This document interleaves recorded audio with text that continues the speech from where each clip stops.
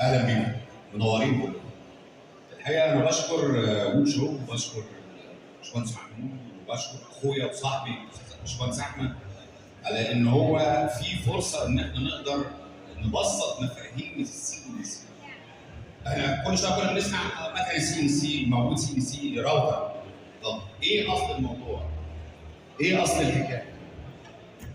وده هيفيدنا ان احنا نبتدي نشوف في الاخر هل فعلا في صراع او في تحدي ما بين الصنعه والحرفي، ولا الموضوع تكاملي ما بينه وما بين مكن السي ان سي.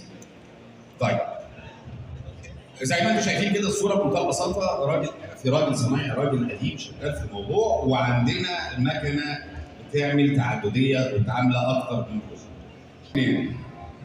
طيب يعني ايه كلمه سي ان سي الاول؟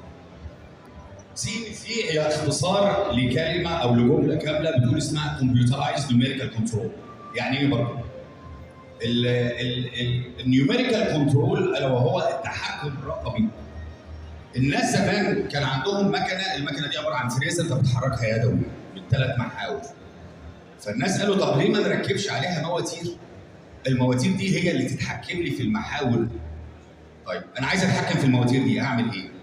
في اجهزه الكترونيه، الاجهزه دي راكبه على المواتير، هي اللي بتحكمها، هي اللي بتخليها تتحرك.